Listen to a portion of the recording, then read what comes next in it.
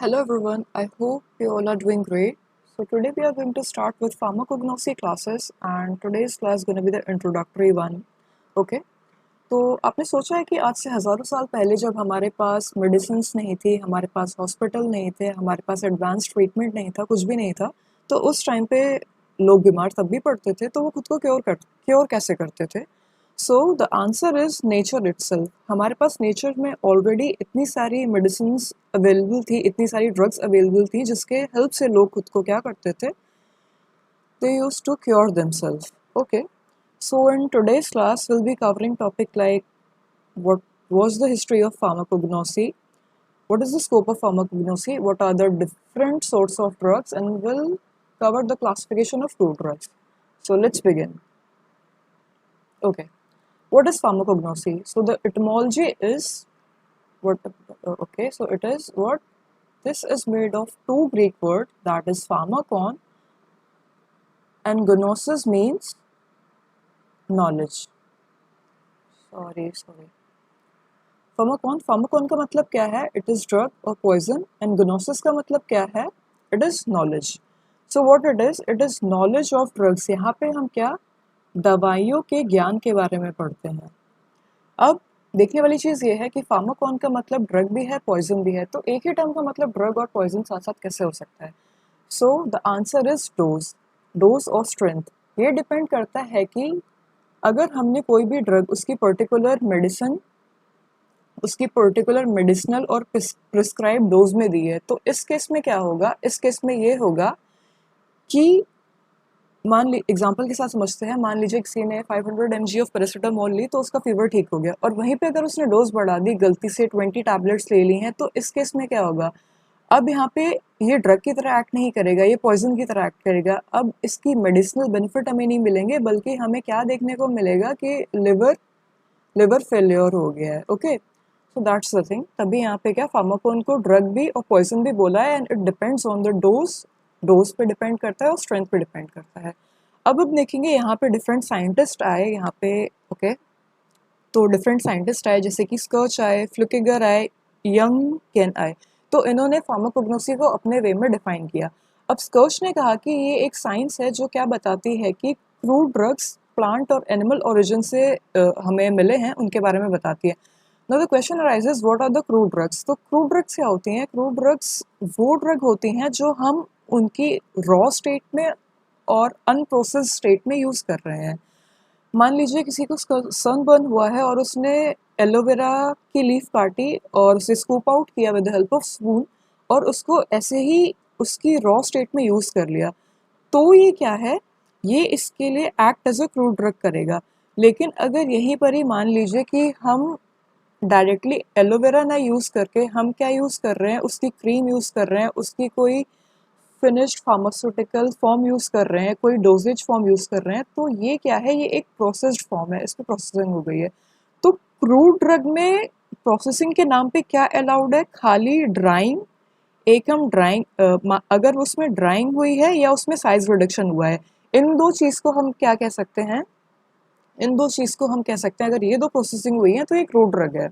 Okay, अब फ्लूकिगर ने क्या बताया? फ्लूकिगर ने बताया it is the science of drug, it is science dealing with the crude drug in the crude और अनमैन्युफैक्चर्ड स्टेट. तो वही बात जो ऊपर हमने की है, क्योंकि क्रूड ड्रग्स क्या है? ये उनकी अनमैन्युफैक्चर्ड स्टेट में ही है, जो हम रॉ फॉर्म में उन्हें यूज़ कर रहे हैं.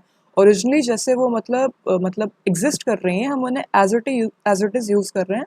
तो फ्लुकिगर ने फार्माकोग्नोसी को ऐसे डिफाइन किया. अब यंगस्किन ने क्या किया? इन्होंने डेफिनेशन को थोड़ा वास्ट कर दिया. इन्होंने क्या कर दिया? मिनरल भी ऐड कर दिए. इन्होंने कहा कि क्रूड ड्रग मतलब खाली हम प्लांट और एनिमल से बात नहीं कर रहे हैं, इन्होंने यहाँ पे मिनरल्स भी ऐड किए. जो क्रूड ड्रग्स हमें मिनरल से ऑब्टेन्ड हो रही है, हम उनकी हिस्ट्री के बारे में पढ़ेंगे, वो कैसे ओरिजिनेट हुई.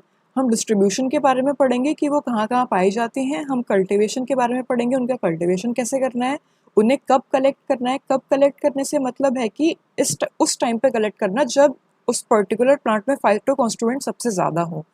प्रिपरेशन की, हम उस पर्टिकुलर फाइटोकॉन्स्टिट्यूएंट से कौन कौन सी प्रिपरेशन बनाने वाले हैं, कौन कौन सी फिनिश्ड डोजेज फॉर्म बनाने वाले हैं. और इवेल्युएशन का मतलब ये देखना कि ये मतलब इसकी प्योरिटी ठीक है कि नहीं, ये प्योर है कि नहीं, ये अडल्ट्रेटेड तो नहीं है, और मतलब इसका ऐसे कितना निकलेगा। तो ये सारी चीज़ें हैं। WHO ने भी फार्माकोग्नोसी की डेफिनेशन दी। उन्होंने क्या बताया, उन्होंने कहा कि science concern with the biological, biochemical, economic feature of naturally occurring substance. यहाँ पे जो नेचुरली जितने भी अकरिंग सब्सटेंस है, फिर वो चाहे प्लांट से हमें मिल रहे हैं, एनिमल से मिल रहे हैं या मिनरल से मिल रहे हैं, तो हम उनकी बायोलॉजी के बारे में बात करेंगे। हम उन पर्टिकुलर्स बायोकेमिकल के बारे में बात करेंगे, जैसे अगर प्लांट में कौन कौन से प्लांट है तो कौन कौन से फाइटोकॉन्स्टिट्यूएंट है, एनिमल है तो हमें एनिमल से क्या मिल रहा है उनके बारे में बात करेंगे, उन बायोकेमिकल्स के बारे में बात करेंगे। और एक चीज़ यहाँ पे देखने वाली है, दिस इज फैसिनेटिंग, कि हम इकोनॉमिक फीचर के बारे में भी बात कर रहे हैं। Now what does economic feature, इसका मतलब क्या है, इसका मतलब क्या है यहाँ पे, ओके। सो इसे हम ऐसे समझ लेते हैं, मान लीजिए इंडिया खुद भी क्या काफ़ी सारी नेचुरल मेडिसिन का क्या है, नेचुरल फ्रूट ड्रग का क्या है, एक्सपोर्टर है। तो जब इंडिया बाहर कोई भी चीज़ एक्सपोर्ट कर रहा है तो इससे क्या हो रहा है, it is eventually adding up to our economy. ये हमारी क्या कर रहा है, इकोनॉमी को बढ़ा रहा है। तो इसीलिए WHO ने क्या किया है, इकोनॉमी को भी इसमें ऐड किया है अपनी डेफिनेशन में। Okay, let's see what next is. This is history of pharmacognosy. अब हम बात कर रहे हैं हिस्ट्री ऑफ फार्माकोग्नोसी के बारे में, यानी कि एंशियंट पीरियड में कैसे चीज़ें स्टार्ट हुई, कैसे इसकी शुरुआत हुई। Okay, so let's talk about the pre historic era. Will talk about what, will talk about pre historic era.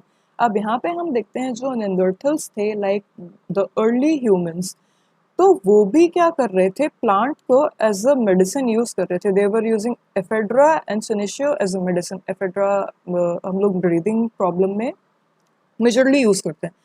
तो जो अर्ली ह्यूमंस थे नेंडरथल, इनके पास तो इतनी नॉलेज थी नहीं, इन्हें कैसे पता लगा कि कौन सा प्लांट एज अ मेडिसिन हम यूज कर सकते हैं या नहीं कर सकते हैं। सो ये डिपेंडेंट था टोटली क्या, ट्रायल एंड एरर मेथड पर और ऑब्जर्वेशन पर। कुछ प्लांट्स का तो ये उनकी टेस्ट से और स्मेल से पता लगाते थे कि ये बेनिफिशियल होगा कि नहीं, और कुछ का क्या करते थे, इन्होंने एक मतलब पैटर्न ऑब्जर्व किया एनिमल का। तो ये चीज़ आप भी देख सकते हैं, if you have pets at home, और अगर पेट्स नहीं भी हैं घर में तो आपने देखा होगा कि जो डॉग्स और कैट होते हैं, ये कभी कभी आपको घास खाते हुए मिल जाएंगे, कोई मतलब पर्टिकुलर सी। तो इससे खाने के बाद क्या हो जाता है, ये ठीक हो जाते हैं। तो यही चीज़ अर्ली ह्यूमंस ने भी क्या की, ऑब्जर्व की कि एनिमल क्या प्लांट्स खा के ठीक हो रहे हैं, तो हम भी इससे क्या प्लांट्स को एज अ मेडिसिन यूज़ कर सकते हैं। तो प्री हिस्टोरिक एरा हमारा ये रहा है। अब क्या हुआ, धीरे धीरे इजिप्शियन एरा आया, लाइक 3000 BCE। तो इस टाइम पे क्या हुआ, चीज़ें सिविलाइज होना शुरू की। एबर्स पेपरस, यहाँ पे क्या था कि 800 हर्बल रेमेडीज़ क्या डॉक्यूमेंट की गई। अब यहाँ पे हमें ये समझ में आया कि चीज़ों को डॉक्यूमेंट करने की, चीज़ों को रिटर्न करने की नीड बहुत ज़्यादा ज़रूरी है। और इन पुराने टाइम पे हम चीज़ों को डॉक्यूमेंट कहाँ करते थे, मतलब पेड़ों की छाल पर, प्लांट्स पर, या एनिमल की स्किन पर, क्योंकि ऐसे कोई रिटर्न मटेरियल तो हमारे पास बैक देन था नहीं। तो फिर इजिप्शियन एरा में क्या हुआ, हमने 800 प्लस हर्बल रेमेडीज़ को क्या डॉक्यूमेंटेड किया। क्योंकि मान लीजिए अगर पुराने टाइम पे जब चीज़ें डॉक्यूमेंट नहीं हो रही थी, तो कोई पर्टिकुलर आदमी था, उसे सारा नॉलेज थी, दवाइयों की ज्ञान थी, उसे पता था कि कौन सा प्लांट हम एज अ मेडिसिन यूज़ कर सकते हैं। तो आगे वो क्या करता था, अपनी इस नॉलेज को किसी ट्रस्टेड पर्सन को पास ऑन करता था। अब यहाँ पे हमारे पास क्या गारंटी है कि ये नॉलेज पूरी 100% पास हुई है, और आगे भी ये नॉलेज पूरी 100% ही पास होगी। इसका हमें मतलब ये चीज़ तो डाउटफुल है ना, इसके बारे में तो हमें कुछ पता है नहीं कि ये 100% नॉलेज पास होगी कि नहीं होगी। तब समझ में आया कि चीज़ों को डॉक्यूमेंट करने की नीड बहुत ज़्यादा है, हमें इन्हें डॉक्यूमेंट करना पड़ेगा, तो ही चीज़ें जो होंगी वो ऑथेंटिक मानी जाएंगी। तो एबर्स पेपरोसिस में हमें क्या देखने को मिला कि हम castor oil, opium, aloe vera, garlic, इनको we can use for the various diseases in medicinal plant को। अब चाइनीज़ एरा आए। अब चाइनीज़ एरा का भी, जो चाइनीज़ ट्रेडिशनल मेडिसिन है, इसका काफ़ी ज़्यादा कंट्रीब्यूशन रहा है, क्योंकि जो शेन लंग थे, उन्होंने पेन साओ बुक लिखी, और यहाँ पे उन्होंने 365 ड्रग्स क्या की, डॉक्यूमेंट की। अब जैसे जैसे हम आगे बढ़ते जा रहे हैं, हम देखते रह जा रहे हैं कि मतलब और ज़्यादा चीज़ें डॉक्यूमेंट हो रही हैं, और ज़्यादा मेडिसिनल प्लांट ये सब क्या ऐड करते जा रहे थे। तो इन्होंने क्या एफेड्रा, रूबार्ब, जिनसिंग इन सबको क्या अपनी बुक में ऐड किया। The next come is Indian era. अब हम अपने एरा की बात करते हैं। आयुर्वेदा, चरक संहिता, सुश्रुत संहिता, तो these are the oldest medical text और यहाँ पे भी काफ़ी सारी मेडिसिन डिस्क्राइब की गई। हमने 700 प्लस मेडिसिनल प्लांट को डॉक्यूमेंट किया, like rauwolfia, serpentina, nux vomica और अश्वगंधा। धन्वंतरी, ये क्या है? Dhanvantari was regarded as a god of medicine in Indian tradition. Now next is, अब चीज़ें काफ़ी ज़्यादा सिविलाइज्ड हो चुकी थी। Now will talk about the Greek and Roman era.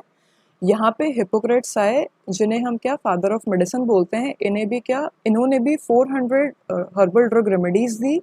डाइस्कोराइड आए, उन्होंने डी मटेरिया मेडिका लिखा। यहाँ पे भी 600 प्लस ड्रग्स के बारे में बात की गई। फाउंडेशन ऑफ फार्माकोग्नोसी हुआ। और फिर गैलन आए, तो गैलन ने क्या बताया? गैलन ने अपनी गैलेनिकल प्रिपरेशन दी, that is extract and tincture. तो गैलन ने क्या किया? उन्होंने एक्सट्रैक्शन के हमें मेथड बताए। जैसे कि ज़रूरी नहीं है कि अगर कोई भी प्लांट है तो हम उस पूरे प्लांट को एज अ मेडिसिन यूज़ करें। कभी कभी क्या होता है कि पूरा प्लांट एज मेडिसिन नहीं एक्ट करता है, उसके कुछ पर्टिकुलर पार्ट्स ही रिस्पॉन्सिबल होते हैं जो हम क्या एज अ मेडिसिन यूज़ कर सकते हैं। तो उन पर्टिकुलर पार्ट्स से भी क्या फाइटो कॉन्स्टिट्यूएंट को एक्सट्रैक्ट आउट कैसे कर सकते हैं, ये गैलन ने बताया। तो इसीलिए हम इन्हें क्या गैलेनिकल प्रिपरेशन बोल रहे हैं, एक्सट्रैक्ट और tincture. Now see what next is history of pharmacognosy in modern period. अब देखते हैं मॉडर्न पीरियड में चीज़ें कैसे इवॉल्व हुई, कैसे फार्माकोग्नोसी आगे बढ़ी। तो अब क्या था, सिडलर ने यहाँ पे फार्माकोग्नोसी टर्म को कॉइन किया था, लेकिन सिडलर से भी पहले स्मिथ थे जिन्होंने इस टर्म को क्या यूज़ किया था। तो स्किट के बाद सिडलर ने इस टर्म को क्या अपने काम में यूज़ किया, दैट इज एनालेक्टिका फार्माकोग्नोस्टिका। उन्होंने इसमें फार्माकोग्नोसी को यूज़ किया। फिर 1826 में ट्रॉम्स्ट्रोफ आए, उन्होंने फार्माकोग्नोसी को अपने लिटरेचर में यूज़ किया। अब आप सोच रहे होंगे कि टर्म कॉइन हुई, टर्म कॉइन होने के बाद इसको यूज़ किया गया, तो आप ऐसे सोच सकते हैं कि कोई भी चीज़ होती है, मान लीजिए इंस्टाग्राम ही ऐप है, तो ये जब पहले आई इसके बारे में लोगों को नहीं पता था, लेकिन व्हेन द सेलिब्रिटी इन्होंने इस ऐप को यूज़ करना स्टार्ट किया, तब हमें भी पता लगा कि हाँ ये ऐप है। तो मतलब जैसे जैसे इसका यूज़ बढ़ता जा रहा था, लोगों को पता लग रहा था फार्माकोग्नोसी के बारे में, और इसकी नॉलेज और भी ज़्यादा मतलब पता लग रहा था। नाउ 1832 में this was the greatest milestone. Morphine was isolated from opium और it was the first pure alkaloid for medicine. तो सबसे पहले जो हमने एक्सट्रैक्ट आउट किया था, जो सबसे पहले जो फाइटो कॉन्स्टिट्यूएंट जो हमने एक्सट्रैक्ट आउट किया था, दैट वाज मॉर्फिन। और ये हमने कहाँ से? ओपियम से निकाला था, और हमने इसे as a medicinal purpose use किया। तो हमें पता लगने लगा कि पूरा प्लांट ही नहीं है जो हम ऐसे यूज़ करेंगे, हमें चीज़ों को एक्सट्रैक्ट आउट करना पड़ेगा अगर हमें उसका होल बेनिफिट चाहिए। तो 1844 में मोर्टियस आए, उन्हें फार्माकोग्नोसी की टेक्स्ट बुक पब्लिश की। फार्माकोग्नोसी की टेक्स्ट बुक भी आ गई थी, मतलब कि अब कोई भी फार्माकोग्नोसी बुक से पढ़ सकता है, फिर वो चाहे स्टूडेंट्स हो या मतलब कोई भी रिसर्च के स्टूडेंट हो गए या क्या हो गए। मतलब फार्माकोग्नोसी अब क्या हमारे सब्जेक्ट में ऐड हो गया था, इसकी टेक्स्ट बुक भी आ गई थी। 1847 में फ्लूकिगर और हैंसबेरी ने फार्माकोग्राफिया का फार्माकोग्राफिया, ये क्या था? एक लैंडमार्क टेक्स्ट था। क्यों? क्योंकि it was acting as a reference for several medicinal product. Okay, so इतना अभी हमने देखा है कि क्या। सो फार्माकोग्राफिया क्या था? फार्माकोग्राफिया क्या थी? It was a comprehensive reference book describing medicinal crude drug. ये एक रेफरेंस बुक की तरह फार्माकोग्राफिया वर्क कर रही थी, जिसे क्या फ्लुकिगर और हैनबेरी ने दिया था। अब 1980s में क्या हुआ? 1980s में फिर से स्कर्च आए। स्कर्च ने हैंड्सबर्ग दर फार्माकोग्नोसी, इन्होंने भी क्या हैंडबुक ऑफ फार्माकोग्नोसी दी, और इसमें इन्होंने सिस्टमिकली टैक्सोनॉमिक वे में क्या किया, जो इतनी भी हमारी क्रूड ड्रग थी उनको क्लासिफाई किया था। अब 1982 में क्या पेनिसिलिन की डिस्कवरी हुई। अलेक्जेंडर फ्लेमिंग ने पेनिसिलिन डिस्कवर की।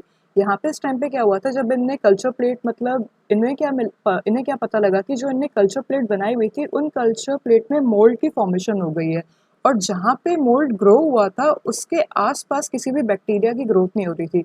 तो इस टाइम पे हमें पता लग गया था कि जो पेनिसिलिन है, ये जो माइक्रो ऑर्गेनिज्म है, इनको भी हम क्या एज ए एंटीबायोटिक यूज़ कर सकते हैं। जो मोल्ड है वो क्या एज ए एंटीबायोटिक यूज़ हो सकता है। तो पेनिसिलिन 1982 में क्या हो गई थी, डिस्कवर हो गई थी।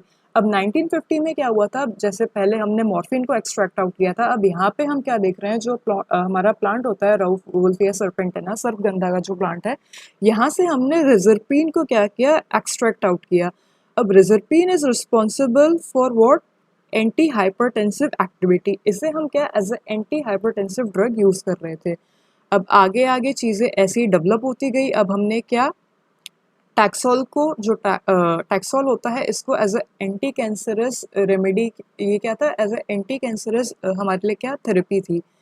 तो ऐसे ही जैसे टैक्सोल है, ऐसे ही हमारे पास जो हमें किससे, ट्रैक्सस ब्रेविफोलिया या टैक्सस लेनेटा से मिल रहा है।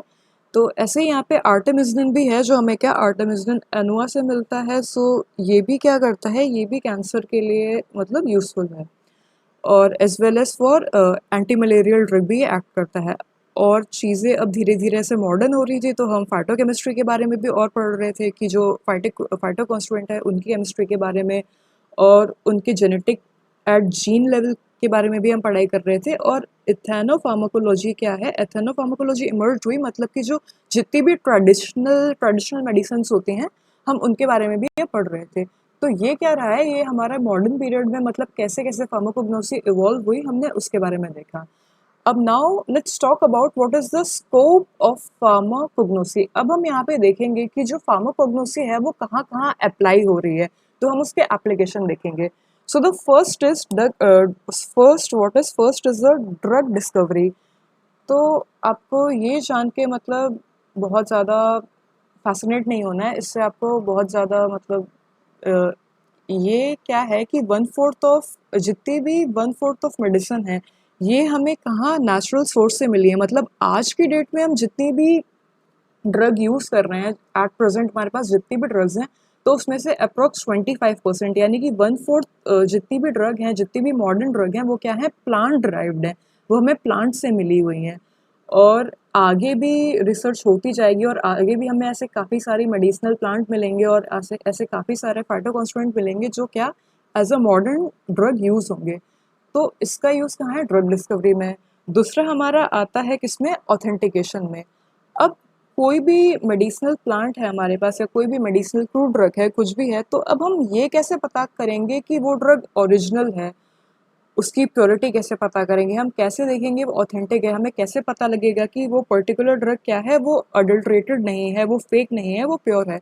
तो इसके लिए हमारे पास क्या है, मैक्रोस्कोपिक मेथड है, माइक्रोस्कोपिक आइडेंटिफिकेशन है, एंड केमिकल टेस्ट है।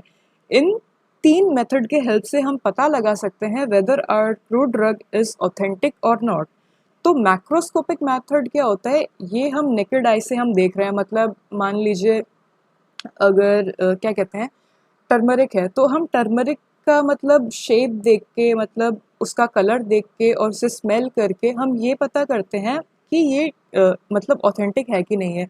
और वहीं अगर हम माइक्रोस्कोपिक की बात करें, तो अब हम यहाँ पे उसका सेल देख रहे हैं, हम यहाँ पे टिश्यू के थ्रू, हम माइक्रोस्कोप के थ्रू पता कर रहे हैं, आइडेंटिफाई कर रहे हैं कि ये ऑथेंटिक है कि नहीं। और इस सिमिलरली ऐसे काफ़ी सारे केमिकल टेस्ट होते हैं जिससे हमें पता लगता है कि हमारी ट्रू ड्रग जेन्युइन है कि नहीं, और उसमें अडल्ट्रेशन तो नहीं है, हमें इसके बारे में पता लगता है। So this is authentication. Okay, now the next is phytochemistry. अब क्या, isolation and characterisation of phytoconstituent. तो हमें अब ये भी पता चला कि there are various phytoconstituent like alkaloids, जो कि क्या है, नाइट्रोजनस फाइटोकॉन्स्टिट्यूएंट है, ग्लाइकोसाइड जो कि क्या ग्लाइकन और ए ग्लाइकन पार्ट से बना है, सिमिलरली टेन्स टर्पेनॉइड। अब हमें क्या इन इन फाइटोकॉन्स्टिट्यूएंट के बारे में भी पता लगा, और हमें ये भी पता लगा कि हम इन्हें ईजिली आइसोलेट कर सकते हैं, इन्हें कैटेगराइज कर सकते हैं। The next is pharmacological studies. Pharmacological studies में अब हम ये इवेलुएट कर रहे थे कि कौन सा प्लांट, कौन से क्रूड ड्रग्स, कौन सा क्रूड एक्सट्रैक्ट हम क्या एज अ एनाल्जेसिक यूज़ कर सकते हैं, as a anti inflammatory use कर सकते हैं, as a anti microbial use कर सकते हैं, as a anti viral use कर सकते हैं। तो हम देख रहे थे कि कौन कौन से क्रूड ड्रग के कौन कौन से डिफरेंट इफेक्ट्स हैं। ठीक है, तो हमें एनाल्जेसिक के बारे में पता लगा, एंटी इन्फ्लेमेटरी के बारे में पता लगा, anti microbial and anti viral. The next is ethnopharmacology. Now, what is ethnopharmacology? This is a study of traditional indigenous uses of plant, animal in different culture. अब अगर हम बात करें, जैसे मान लीजिए हमारी दादियों के पास ही कितने नुस्खे होते थे कि कैसे अगर हम बीमार पड़े हैं, अगर हमें सर्दी जुकाम लगा है तो हल्दी वाला दूध लेना है या अदरक खाना है। इसके बारे में कैसे पता लगा? हमारी दादी ने तो फार्माकोग्नोसी पढ़ी नहीं थी। तो इससे ये पता चलता है ट्रेडिशनल और indigenous use of folk medicine, मतलब जो पहले से हमारे पास नॉलेज है, जो नॉलेज पहले से पास ऑन हुई है, उसके बारे में क्या एथेनोफार्माकोलॉजी बताता है। ठीक है, तो यहाँ पे हम क्या, जो हमारी फोक नॉलेज है या जो ट्राइबल नॉलेज है, उससे जो हमें पास ऑन हुई है, उससे हम पता लगा रहे थे कि कौन सी मेडिसिनल ड्रग जो है हमारे लिए यूज़फुल है। Now what is the quality control? तो बात करें क्वालिटी कंट्रोल की, तो ये तो एक डेजिग्नेटेड डिपार्टमेंट होता है पूरी फार्मास्यूटिकल इंडस्ट्री में, जो चेक क्या करता है, जो ये चेक करता है कि जो मेडिसिनल ड्रग हैं वो मतलब कि सेफ़ और इफ़ेक्टिव हैं कि नहीं, उनका थेरेप्यूटिक क्या है। जैसे अगर कोई भी मतलब डोजेज फॉर्म बनी है तो उसमें ये चेक किया जाता है, उसका टेस्ट किया जाता है कि उसका आइडेंटिफिकेशन परफॉर्म होगा, उसका ऐसे होगा कि मतलब उसमें जितना पर्टिकुलर अमाउंट है वो होना चाहिए कि नहीं। तो क्वालिटी कंट्रोल में हम ये देखते हैं। सिमिलरली जो हर्बल ड्रग्स होती हैं उनके लिए भी क्वालिटी कंट्रोल होना, उनके लिए स्टैंडर्डाइज होना, वो फिज़िकली उन्हें देखना कि वो ठीक है कि नहीं, उनका केमिकली टेस्ट करना और मतलब सेवरल फिजिकल, केमिकल और बायोलॉजिकल मेथड से ये देखना कि वो इफ़ेक्टिव हैं कि नहीं, सेफ़ हैं कि नहीं थेरेप्यूटिकली। ओके, सो अब हम देखते हैं मरीन फार्माकोग्नोसी के बारे में। मरीन फार्माकोग्नोसी में हम ये पढ़ते हैं, हम उन ड्रग्स के बारे में पढ़ते हैं जो हमें मरीन ऑर्गेनिज्म से ऑब्टेन्ड हुई हैं। अब मरीन फार्माकोग्नोसी ये क्या है? ये बहुत ही ज़्यादा वास्ट है। ये वास्ट क्यों है? क्योंकि हमारी जो मरीन है, हमारा जो ओशियन है, यहाँ पे कितने सारे ऑर्गेनिज्म तो ऐसे हैं जो कि अभी अनएक्सप्लोर्ड हैं, हम उनके बारे में जानते ही नहीं है। मरीन जब आपके दिमाग में आता होगा तो आप यही सोचते होंगे कि फिश, शार्क, व्हेल, इन सब से जो मतलब ये इन सब से जो हमें मेडिसिनल प्रोडक्ट ऑब्टेन्ड हो रहे हैं, हम उनके बारे में बात कर रहे हैं। लेकिन ये सिर्फ यहाँ तक ही रिस्ट्रिक्टेड नहीं है। यहाँ पे हम कॉरल, स्पॉन्जेस, एल्गी और सी क्यूक्यूम्बर्स, इनके बारे में भी बात करते हैं जब हम मरीन फार्माकोग्नोसी के बारे में बात कर रहे हैं, क्योंकि हमें स्पॉन्जेस, कॉरल और एल्गी से भी क्या होते हैं, फ्रूट ड्रग ऑब्टेन्ड होते हैं। ठीक है, अब हम बात करते हैं हर्बल कॉस्मेटिक्स के बारे में। हर्बल कॉस्मेटिक्स में भी फार्माकोग्नोसी का काफ़ी ज़्यादा यूज़ है, क्योंकि एलोवेरा हो गया, टर्मरिक हो गया, नीम हो गया, इन सबको हम फेस वॉश में एंड काफ़ी सारी कॉस्मेटिक प्रिपरेशन में यूज़ कर रहे हैं। So aloe vera, turmeric, neem and saffron, ये आजकल स्किन केयर प्रोडक्ट में बहुत ज़्यादा इनका यूज़ देखने को मिल रहा है। तो फार्माकोग्नोसी का स्कोप क्या हर्बल कॉस्मेटिक में भी है। नाउ एग्रीकल्चरल एप्लीकेशन हम देखते हैं ये कैसे है। तो देखेंगे बायो पेस्टिसाइड, जैसे कि हम neem as a bio pesticide use करते हैं, प्लांट ग्रोथ रेगुलेटर हम क्या ये यूज़ कर सकते हैं, ये यूज़ कर सकते हैं। ठीक है, तो जो पेस्टिसाइड होते हैं उनके काफ़ी सारे क्या डिसएडवांटेजेस होते हैं, वो हमारी बॉडी में बिल्डअप होते रहते हैं और आगे काफ़ी सारी मतलब प्रॉब्लम्स वो क्रिएट कर सकते हैं। लेकिन बायो पेस्टिसाइड के क्या है, कोई भी ऐसे एज साइड इफ़ेक्ट नहीं है। तो हमें ये पता चला कि फार्माकोग्नोसी का एग्रीकल्चर एप्लीकेशन भी बहुत है। Now the next is industry. अब इंडस्ट्री में बात करें तो natural gum, resins, essential oil, fixed oil pharmaceutical industry में एज अ एक्सिपिएंट यूज़ होता है। ठीक है, अब ये चीज़ मतलब देखने वाले एक्सिपिएंट से आपको पता ही होगा व्हाट डज एक्सिपिएंट मीन। तो कोई भी अगर हम फॉर्मुलेट करते हैं तो उसमें क्या होता है, उसमें या तो एपीआई के साथ साथ क्या एक्सिपिएंट भी होता है। तो एक्सिपिएंट क्या है? ये फार्मास्यूटिकल एड है, जो जैसे अगर टैबलेट बन रही है तो टैबलेट को एज अ एपीआई की पूरी टैबलेट बना के नहीं दे सकते। मान लीजिए 2 mg की डोज है, तो 2 mg की टैबलेट कैसे बनेगी? तो ये मतलब कंज्यूम कैसे की जाएगी? तो यहाँ पे हम एक्सिपिएंट्स का यूज़ करते हैं, जिसमें डाइल्यूएंट आता है और फिलर्स आता है और डिसइंटीग्रेटिंग एजेंट आते हैं, मतलब एज सच काफ़ी सारी चीज़ें आती हैं, ये तो आप फार्मास्यूटिक्स में पढ़ेंगे ही। तो वो भी एक्ट कर रही हैं यहाँ पे। फार्मा जैसे मान लीजिए स्टार्च ही है, तो स्टार्च हमें कहाँ मेज से ऑब्टेन्ड होता है, पोटैटो से ऑब्टेन्ड होता है। तो स्टार्च को हम एज अ क्या फिलर और एज अ डाइल्यूएंट यूज़ करते हैं टैबलेट में। तो ऐसी सेवरल है, रेजिन्स भी हम यूज़ कर रहे हैं, एसेंशियल ऑयल यूज़ कर रहे हैं, फिक्स्ड ऑयल यूज़ कर रहे हैं, फ्लेवरिंग एजेंट जो यूज़ हो रहे हैं, कलरिंग एजेंट जो यूज़ हो रहे हैं, ये भी हमें कहाँ नेचर से मिल रहे हैं। तो इंडस्ट्रियल एप्लीकेशन भी बहुत है फार्माकोग्नोसी का।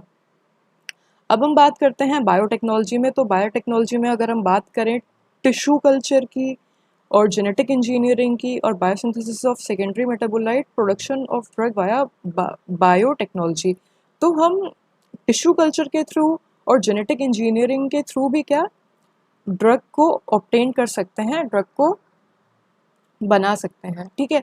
तो बायोटेक्नोलॉजी में भी फार्माकोग्नोसी का बहुत ज़्यादा क्या है कंट्रीब्यूशन है। नेक्स्ट क्या है हमारे पास न्यूट्रास्यूटिकल्स हैं। न्यूट्रास्यूटिकल्स क्या है, the food that act as a pharmaceutical. ये पेट भरने के लिए नहीं होते हैं, ये हमें एनर्जी देने के लिए होते हैं। मतलब न्यूट्रास्यूटिकल्स के काफ़ी सारे बेनिफिट्स होते हैं जो क्या जिसका मेडिसिनल बेनिफिट होता है, जैसे कि एंटीऑक्सीडेंट है। तो अगर हम आंवला की बात कर ले, एम्ब्लिका ऑफिशिनल, तो ये क्या है एंटीऑक्सीडेंट की तरह एक्ट करता है। तो एंटीऑक्सीडेंट क्या होते हैं, जो ऑक्सीडेशन को रोकें, जो हमारे सेल को ऑक्सीडेशन क्या करता है, ऑक्सीडेशन हमारे सेल को क्या डैमेज करता है। तो सेल डैमेज होगा तो ये क्या होगा, ये एजिंग को ऐड कर रहा है। तो एंटीऑक्सीडेंट जो होते हैं ये क्या ऑक्सीडेशन की प्रोसेस को रोकते हैं और ये हमें हेल्प करते हैं। तो ऐसी न्यूट्रास्यूटिकल्स में क्या क्या होते हैं, एंटीऑक्सीडेंट होते हैं, विटामिन्स भी हम यूज़ करते हैं, probiotic, omega fatty acid, this is very good for heart health. तो इन सब चीज़ों के बारे में न्यूट्रास्यूटिकल्स में हम क्या करते हैं देखते हैं। सो यहाँ पे हमने स्कोप ऑफ फार्माकोग्नोसी देखा। अब हम देखेंगे what are the different sources of crude drugs. Okay, so let's see what are the different sources of drugs. So the first is the drugs that are obtained from plant, second one is from animals, third one from mineral source, fourth one from microbial and fifth one from marine source. तो बात करते हैं कि जो drugs हमें plant से obtained होती हैं, तो हर बार ऐसा नहीं होता है कि हम पूरा पूरा प्लांट ही यूज़ कर लें। कितनी, जैसे कि जो विनका रोजिया है हमारा सदाबहार का प्लांट कैथरैंथस रोजियस, तो उस केस में तो हम पूरा प्लांट ही मतलब यूज़ करते हैं एज अ मेडिसिन, ठीक है। और कैथरैंथस रोजियस होता किस लिए है, ये जो एंटी कैंसरस ड्रग में इसका यूज़ होता है, ठीक है। लेकिन कई प्लांट ऐसे होते हैं जिसकी खाली रूट्स रिस्पॉन्सिबल हैं, जिसकी रूट्स में मेडिसिनल और फाइटोकॉन्स्टिट्यूएंट हैं, या कोई ऐसा है कि जिसकी बार्क में ही प्रेजेंट है, कुछ ऐसे हैं जिनकी लीफ में उनके फाइटोकॉन्स्टिट्यूएंट पाए जाते हैं, कुछ में उनके फ्लावर में। तो ये डिपेंड करता है कि कौन से पार्ट में सबसे ज़्यादा फाइटोकॉन्स्टिट्यूएंट पाए जाएंगे, तो हम उसको ही यूज़ करेंगे एज अ मेडिसिन, ठीक है। तो यह अगर हम देखें रूट्स की बात करें, तो रूट्स में हमारे पास अश्वगंधा है, राउल्फिया है। इनमें क्या रूट्स में सबसे ज़्यादा फाइटोकॉन्स्टिट्यूएंट होते हैं, तो हम इनकी रूट यूज़ करते हैं। अब बात करें बार्क की, तो सिंकोना और क्वासिया का एग्जांपल ले सकते हैं। और लीव्स की बात करें तो हम सेना का एग्जांपल ले सकते हैं, एलोवेरा का एग्जांपल ले सकते हैं। फ्लावर्स तो क्लोव और सैफरॉन हो गया, क्लोव और सैफरॉन के क्या हम फ्लावर यूज़ करते हैं। ऐसे सिमिलरली सीड है, फ्रूट है, गम्स, रेजिन, एसेंशियल ऑयल। तो प्लांट सोर्स से जो हमें मिल रहे हैं, हम इन सारी चीज़ों की बात कर रहे हैं, ये हमें क्या प्लांट सोर्स से मिल रही हैं। और इनकी जो हम मेडिसिन, जब हम इन्हें एज अ मेडिसिन यूज़ कर रहे हैं, तो ये क्या हमें प्लांट सोर्स से ऑब्टेन्ड हुई हैं। तो मॉर्फिन कहाँ, मॉर्फिन हमें ओपियम से मिला है, क्विनिन हमें सिंकोना से मिला है, डिजिटालिस हमें फॉक्सग्लोव से मिला है, एट्रोपिन हमें कहाँ से मिला है, एट्रोपा बेलोडिना से, ठीक है। तो यहाँ पे हमने प्लांट सोर्स की बात की। अब ऐसे ही एनिमल सोर्स में क्या होता है, हम किसी पर्टिकुलर ऑर्गन्स का यूज़ करते हैं, या तो कोई सिक्रीशन हो रही है उसका यूज़ करते हैं, या एक्सोडेट ग्लैंड्स और ब्लड या वेनम का। तो इंसुलिन कहाँ हमें पैनक्रियास से मिलता है, हेपरिन कहाँ हमें लिवर से ऑब्टेन्ड हो रहा है। अब लैनोलिन क्या है, वूल, ये हमें वूल से मिल रहा है। जैसे जो हमारी शीप होती हैं, तो जो शीप के पास सेबेशियस ग्लैंड होते हैं, उनसे क्या ये लैनोलिन क्या हमें मिलता है। क्योंकि जो वूल होती है, तो वूल को क्या सल्फ्यूरिक एसिड से ट्रीट किया जाता है, उसे उसकी वॉशिंग की जाती है, और बाद में हमें क्या, जब हम उसे प्योरीफाई करते हैं तो हमें लैनोलिन मिलता है। इसको हम majorly as a moisturiser use करते हैं, ओके। सो ये क्या हो गया हमारा एनिमल सोर्स हो गया। स्नेक वेनम, ये भी हमें कहाँ एनिमल का जो स्नेक वेनम हमें जो ये क्या एंटी वेनम की तरह एक्ट करता है, जो हमें क्या स्नेक से मिलता है। Now what are the mineral source की बात करें तो मिनरल्स में हमें क्या मेटल से और metallic salts, non metal mineral acid, यहाँ से हमें क्या ड्रग्स मिलती हैं। केओलिन की बात करें तो केओलिन क्या है, ये एक एंटी डायरल ड्रग की तरह काम करती है। टैल्क की बात करें तो टैल्क क्या फार्मास्यूटिकल इंडस्ट्री में एज अ लुब्रिकेंट यूज़ किया जाता है। तो लुब्रिकेंट से हमारा क्या मतलब है कि जब टैबलेट की फॉर्मुलेशन हो रही होती है तो पंचेस और डाई में मतलब वो स्टिक ना रह जाए, वहाँ चिपक ना जाए, तो इसलिए हम लुब्रिकेंट ऐड करते हैं। Now the next is zinc oxide, boric oxide, liquid paraffin, ये सब भी कहाँ फार्मास्यूटिकल इंडस्ट्री में भी यूज़ होते हैं और ये मतलब डायरेक्टली एज अ मेडिसिन भी यूज़ हो रहे हैं, ठीक है। Now what are the microbial source of drug, तो यहाँ पे एग्जांपल है क्या, bacteria, fungi, actinomycetes, algae, viruses, ये सब क्या ये भी मेडिसिन की तरह एक्ट कर सकते हैं, ये भी सोर्स ऑफ ड्रग की तरह एक्ट कर सकते हैं, जैसे पेनिसिलिन है, स्ट्रेप्टोमाइसिन है, एर्गोटेल्कुलॉइड है, ठीक है।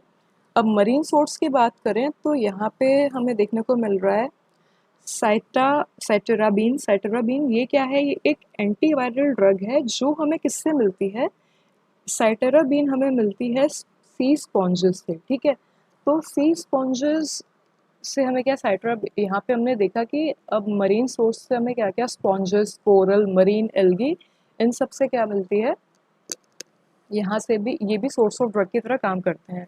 तो जो साइटेराबीन है ये क्या एंटी कैंसरस की तरह भी काम होता है, ये क्या leukaemia and several type of blood cancer में यूज़ किया जाता है। अब जिकोनोटाइड जो है ये एक स्ट्रॉन्गेस्ट एनाल्जेसिक की तरह काम करता है, ये एक बहुत अच्छा पेन किलर है, और ये हमें कहाँ से मिलता है, ये हमें एल्गी से मिलता है, मरीन एल्गी से हमें ये ऑब्टेन्ड होता है। और ओमेगा फैटी एसिड की बात करें तो ये हमें वेरियस फिश से मिल जाता है, क्योंकि हम क्या fat liver oil, cod liver oil ये सब यूज़ करते हैं, तो this is very good for heart health. Okay, so let's see what next is. अब हम अच्छे से डिस्क्राइब करेंगे किसको, प्लांट सोर्स को। So now let's see what are the different part of plants that we can use as a drug, from where we can extract out the phytoconstituent. अब root and rhizomes की बात करें तो Rauvolfia सर्पेंटेना जो मैंने बताया था, इससे हम क्या एक्सट्रैक्ट आउट कर सकते हैं, इसकी रूट से हमें रिजर्पिन मिलता है, जिसकी क्या एंटी हाइपरटेंसिव एक्टिविटी होती है, ये एंटी हाइपरटेंसिव मेडिसिन में यूज़ होता है। जिंजर जो कि हमें जिंजीबर ऑफिशियल से मिलता है, इसमें क्या, इसमें फाइटोकॉन्स्टिट्यूएंट होते हैं लाइक जिंजरोल्स, जुरानियोल्स एंड शैगोल्स, इसको हम यूज़ करते हैं, ठीक है। विलेरियन में हमें विलेरियन एसिड मिलते हैं जो क्या सिडेटिव की तरह काम करता है। अब बार्क से हमें क्या क्या मिल सकता है, जो बार्क वाला पार्ट है, तो बार्क से हम सिंकोना यूज़ करते हैं, quinine which is anti malarial medicine. और देन वी टॉक अबाउट, फिर हम सिनेमन का एग्जांपल ले सकते हैं जिससे हमें सिनेमल्डिहाइड मिलते हैं, ये भी क्या सिनेमन भी क्या बार्क से हमें मिलता है। और विलो बार्क जो होती है वो सेलिसिलिन यानी कि एस्पिरिन बनाने के लिए यूज़ होती है। सिमिलरली लीव्स का यूज़ किसमें होता है, जैसे हम देख सकते हैं डिजिटालिस पर्पुरिया, डिजिटालिस लेनेटा, तो यहाँ से हमें क्या डिजिटॉक्सिन मिलते हैं, digitoxin which is what cardio, जो कि क्या है, they are the cardio glycoside, these are used as cardiotonic, जो हमारी हार्ट डिजीज़ में कार्डियक मेडिसिन में यूज़ होते हैं। बेलाडोना भी हमें कहाँ एट्रोपा बेलाडोना की लीफ से मिलता है, हायोसिन बेलाडोना से हमें हायोसिन भी ऑब्टेंड होता है, सेनासॉइड इसकी क्या लेग्जेटिव एक्टिविटी होती है। सिमिलरली हमारे पास फ्लावर्स हैं, तो फ्लावर्स में हम क्लोव का यूज़ करते हैं, तो क्लोव में कौन कौन से फाइटोकॉन्स्टिट्यूएंट होते हैं, यूजिनॉल होता है, कैमोमाइल में एपिजेनिन होता है जिसकी एंटी इन्फ्लेमेटरी एक्टिविटी होती है, सेफ्रॉन में क्रोसिन जिसकी क्या एंटी डिप्रेसेंट एक्टिविटी होती है। अब जहाँ पर हम फ्रूट और सीड का यूज़ कर रहे हैं, यहाँ पे हम एग्जांपल ले सकते हैं मॉर्फिन का, कोडीन का, नक्स वोमिका का, जिसमें हमें क्या स्ट्राइकनिन, ब्रूसिन ये सब मिल जाएगा। और कैस्टर ऑयल भी क्या हम सीड से निकालते हैं और ये परगेटिव की तरह काम करता है। Now gums, resins and oils, तो यहाँ पे हम देख सकते हैं हम अकेशिया, टर्पेंटाइन और पेपरमिंट ऑयल ये सब यूज़ कर रहे हैं। अकेशिया का क्या, acacia gum as a emulsifier use होता है, टर्पेंटाइन, टर्पीन्स, रूबिफिशिएंट इसमें ये यूज़ होते हैं, और methanol it act as an analgesic. So the second one is animal source. हम यहाँ पे बात करेंगे एनिमल सोर्स के बारे में कि पूरा होल ऑर्गेनिज्म हम यूज़ कर रहे हैं या हम उनका कोई पर्टिकुलर ऑर्गन या ग्लैंड यूज़ कर रहे हैं, उनकी सिक्रेशन यूज़ कर रहे हैं, ब्लड प्रोडक्ट और वेनम। इनसे अब हम देखते हैं एनिमल से हमें क्या क्या मिल रहा है। तो लीच से हमें क्या, लीच जो जोक होती है उससे हमें हेरोडिन मिलता है। ये क्या एंटी कोएगुलेंट की तरह यूज़ होता है। बी वेनम एपिटॉक्सिन, ये एंटी अर्थराइटिस में इसका काफ़ी ज़्यादा यूज़ है। अब सिमिलरली ग्लैंड देख लें तो ग्लैंड में पेनक्रियास से हमें इंसुलिन मिलती है, थायराइड से हमें थायरोक्सिन मिलता है और एड्रिनल से हमें एड्रेनलिन मिलता है। तो एनिमल की ग्लैंड्स और ऑर्गन से हमें ये सारे बायोकेमिकल्स मिल सकते हैं। अब सिक्रीशन की बात करें तो Honey, it is antibacterial. B wax, ये ऑइंटमेंट बेस की तरह काम आता है और lanolin, it is emollient. Blood product में हमें heparin from lungs and liver, ठीक है, जो एंटीकोगुलेंट की तरह यूज़ कर रहे हैं। तो वो हमें कहाँ, हेपेरिन हमें कहाँ से, लंग्स और लिवर से मिल रहा है। और यहाँ पे फिब्रोनोजन एंड थ्रोम्बिन को भी हम क्या एज अ एंटीकोगुलेंट, फिब्रोनोजन और थ्रोम्बिन को भी हम क्या यूज़ कर रहे हैं।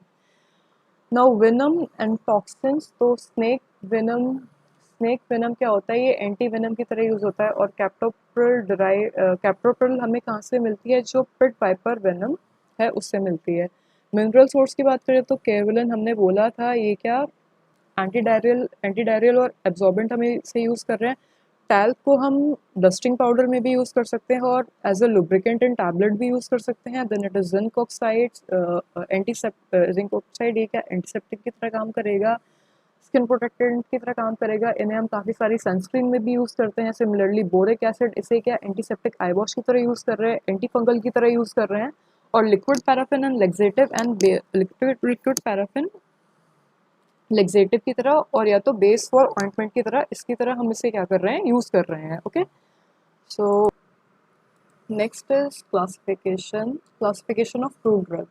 अब हमारे पास मतलब काफ़ी सारी क्रूड ड्रग्स थी, तो क्रूड ड्रग्स हमारे पास काफ़ी सारी थी। तो अब हमें क्या इन्हें क्लासिफाई करने की नीड थी, क्योंकि हमें इन्हें अगर अच्छे से पढ़ना था तो हमें इन्हें सिस्टमिकली क्लासिफाई करने की नीड थी।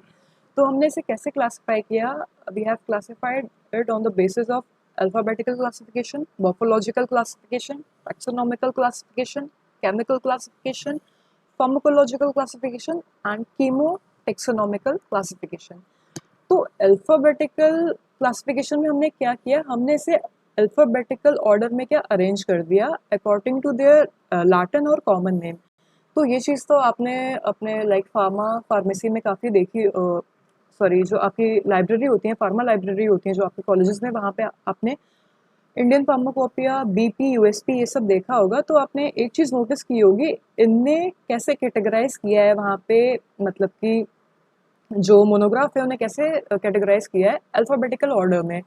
तो ए बी सी ऐसे करके मतलब क्या होता है, क्लासिफिकेशन चलता है। तो ये किसके लिए मतलब हेल्पफुल है, इससे हमें क्या इजी ट्रैकिंग हो जाती है। जो भी जिसके बारे में भी हमें मोनोग्राफ के बारे में पढ़ना है या जो भी हमें क्रूड ड्रग के बारे में देखना है, तो उसकी ट्रैकिंग बहुत ईजी होती थी। So this was alphabetical classification that was easy to locate.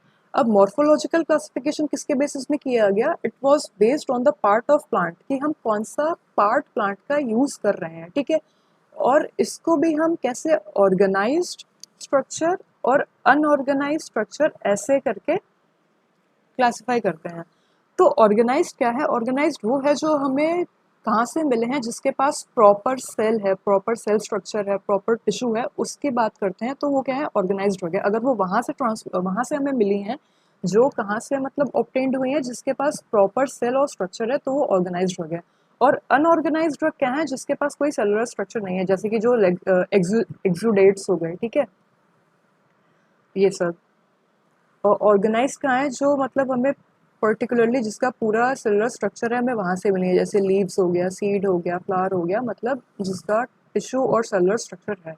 और दूसरा जिसका नहीं है, जैसे गम्स, रेजिन, इन सब की बात हो गई।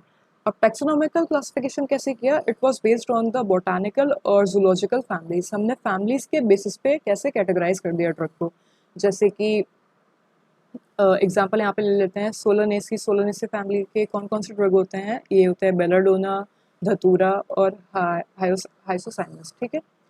अब केमिकल क्लासिफिकेशन हमने कैसे किया है, ये हमने एक्टिव केमिकल कंस्टिट्यूएंट के बेसिस पे किया है। जैसे एल्कलॉइड्स होते हैं, ये क्या है, नाइट्रोजनस है, एल्कलाई है, नाम में एल्कलॉइड है तो ये एल्कलाई वैसे हो रहा है। ग्लाइकोसाइड क्या है, इसमें ग्लाइकन और ए ग्लाइकन पार्ट होता है। टेनिन्स की बात करें, resins, gums, volatile, fixed oil, तो ये सब हम आगे डिटेल में पढ़ेंगे ही, ठीक है। तो केमिकल क्लासिफिकेशन हमने कैसे किया, जो एक्टिव केमिकल कॉन्स्टिट्यूएंट है उसके बेस में किया कि उसमें वेदर एल्कलॉइड प्रेजेंट है, ग्लाइकोसाइड है, टैनेंस है, क्या है, okay. So the other one is pharmacological classification. अब फार्माकोलॉजिकल क्लासिफिकेशन कैसे किया गया है, ये उसकी थेरेप्यूटिक एंड फार्माकोलॉजिकल एक्शन पे किया गया है कि पर्टिकुलर ड्रग का एक्शन कैसा, एनाल्जेसिक है, डायूरेटिक है, लिक्सेटिव है, एंटीस्पाज्मेटिक है, कार्डियोटोनिक की तरह एक्ट कर रहा है, कैसे एक्ट कर रहा है, उस बेसिस पे कैसे फार्माकोलॉजिकल क्लासिफिकेशन दिया गया कि उसका मतलब थेरेप्यूटिक और प्राइमरी एक्शन, फार्माकोलॉजिकल एक्शन क्या है। Now, chemotaxonomical classification is based on the chemical composition to establish phylogenetic relationship between organism and modern approach. Okay, so हाँ या तो यहाँ पे हम क्या करते हैं, हम जो हमारा फाइटो कॉन्स्टिट्यूएंट होता है उसको हम टैक्सॉन या टैक्सोनॉमिक ग्रुप से रिलेट करके देखते हैं। अब जैसे कि अगर इसका हम एग्जांपल देख लें तो जो ट्रोपेन एल्कलॉइड्स होते हैं वो जनरली क्या सोलोनेसी फैमिली को बिलोंग करते हैं। तो this is chemotoxic. Now morphological classification, इसमें मैंने बताया था कि ऑर्गेनाइज्ड ड्रग वो है जो क्या डेफिनेट सेलुलर स्ट्रक्चर से ऑब्टेन्ड हुई हैं और अनऑर्गेनाइज्ड वो हैं जिनका कोई डेफिनेट सेलुलर स्ट्रक्चर नहीं है। तो लीव्स हो गई, रूट्स हो गए, बार्क हो गए, fruit, seeds, flowers, rhizomes, entire plant, तो ये क्या इसका well defined definite cellular structure है। लेकिन जो अनऑर्गेनाइज्ड ड्रग होती हैं जैसे dried latex, gum resin, oleogum resin, fixed oil, waxes, तो ये क्या इनका कोई सेलुलर स्ट्रक्चर है नहीं। तो अब अगर हम लीफ में देखें तो इसका एग्जांपल क्या है, डिजिटालिस, सेना, बेलेडोना, धतूरा। रूट्स में rauwolfia, liquorice, ipecacuanha. Bark में सिंकोना, सिनेमन, स्कैरा। Similarly for fruits, coriander, fennel, dill, caraway. For seeds, nux vomica, strophanthus, linseed, clove. Flower के केस में क्या क्लोव है, सैफ्रॉन है, कैमोमाइल है। राइजोम्स के केस में ginger, turmeric, Valerian. Entire plant जो हम यूज़ कर रहे हैं लाइक एफेड्रा, एरगट और cannabis.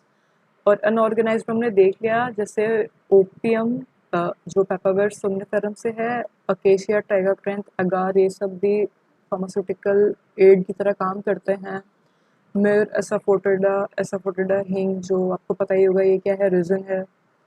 Oleo-gum resin, fixed oil, volatile, तो इन सब के क्या है, इनके डेफिनेट सेलुलर स्ट्रक्चर नहीं है, तो इसलिए इन्हें अनऑर्गेनाइज्ड ड्रग की कैटेगरी में रखा गया है।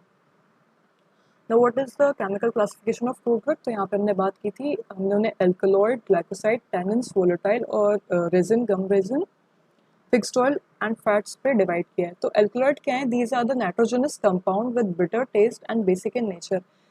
तो ये एल्कलाई है, नाम से ही पता लग रहा है क्योंकि नाम में ही क्या एल्कलाई है। तो एल्कलॉइड्स क्या होते हैं, ये नाइट्रोजनस ऑर्गेनिक कंपाउंड होते हैं जिनके पास क्या नाइट्रोजन एटम होता है और हाइड्रोसाइक्लिक रिंग होती हैं। तो ये वन और मोर हाइड्रोसाइक्लिक रिंग भी हो सकती हैं, बाईसाइक्लिक, ट्राईसाइक्लिक भी हो सकते हैं जो एल्कोलॉइड्स हैं।